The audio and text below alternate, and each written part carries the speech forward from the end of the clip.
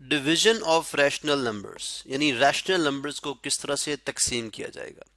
जैसे हम whole numbers जो कि रैशनल नंबर्स भी हैं, इनकी डिवीजन करते हैं 8 डिवाइडेड बाय 2। तो 8 डिवाइडेड बाय 2 जवाब क्या होता है 4। ठीक है, जो कि अगर आप इस तरह से सॉल्व करें, 8 डिवीजन को साइन को खत्म करके मल्टीप्लाई का साइन लगाएं और 2/1 को उल्टा दें तो बन जाएगा 1/2। इसका मतलब है 8 को 2 से तकसीम करना बिल्कुल ऐसे ही है जैसे 8 को 1/2 से ज़रब करना। तो 2 जो है 8 के अगर फैक्टर्स बनाएं तो 4 मल्टीप्लाई बाय 2 बन जाएगा और मल्टीप्लाई बाय 1/2, ये 2 से कैंसिल आउट हो जाएगा तो जवाब वापस वही 4 आ जाएगा जो मैंने डायरेक्ट लिख दिया। अब अगर मैं इस 4 को जो मेरे पास जवाब आया इसको वापस मल्टीप्लाई कराऊं डिवाइजर से, यानी जिससे हम डिवाइड करते हैं उसको डिवाइजर कहते हैं, तो मेरे पास वापस डिविडेंड जो डिवाइड हुआ है वो आ जाएगा। यही कुछ जो हिसाब है हमारे पास रैशनल नंबर्स, यानी जो फ्रैक्शन में नंबर होते हैं। 4/19 को अगर मैं डिवाइड करा दूं 26/38, तो सवाल हमसे ये पूछा जा रहा है। अब ये समझे कि ये हमारे पास पूरी जो फ्रैक्शन है ये हमारे पास क्या है, डिवाइजर, जबकि ये जो फ्रैक्शन है ये क्या है, डिविडेंड। ठीक है, तो अब अगर मैं डिविडेंड से इस डिवाइजर को तकसीम कराऊंगा तो मेरे पास जो भी जवाब आएगा, ठीक है, अगर उस जवाब को वापस मैं इस डिवाइजर से ज़रब करूंगा तो मेरे पास जवाब में डिविडेंड ही आएगा।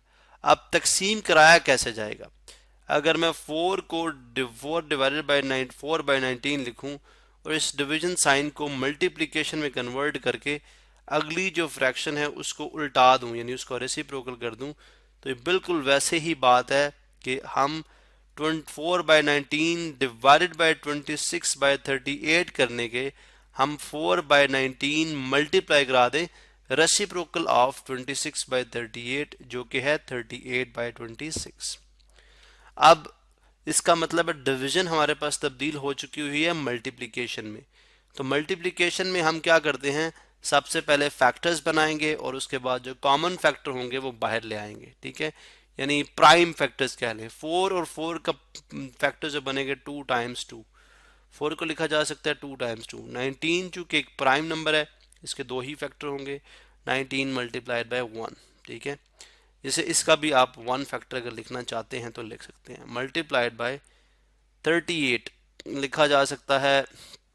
यहाँ से आप फैक्टर्स बना सकते हैं 38, 2 से डिवाइड करें चूंकि इवन नंबर है 2 से डिविजिबल है तो बन जाता है 19। 19 अगेन एक प्राइम नंबर है तो 19 1 19 एंड 1 1 1, जगह 2 multiply by 19 multiplied by 1 divided by.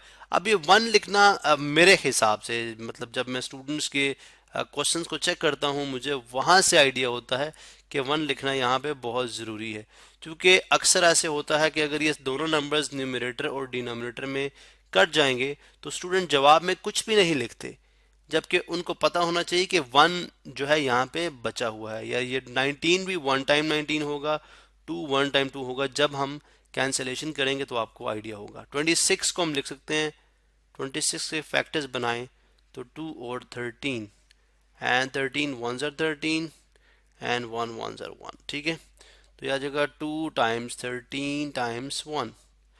अब न्यूमरेटर में और डिनोमिनेटर में, यानी डिनोमिनेटर को डिनोमिनेटर से नहीं देखना, न्यूमरेटर और डिनोमिनेटर में जो कॉमन फैक्टर्स हैं वो हम कैंसिल कर देंगे। ठीक है, जैसे 2 को 2 से कैंसिल कर दिया, 19 को 19 से कैंसिल कर दिया, और बस इसके अलावा और कुछ भी कैंसिल आउट नहीं हो सकता।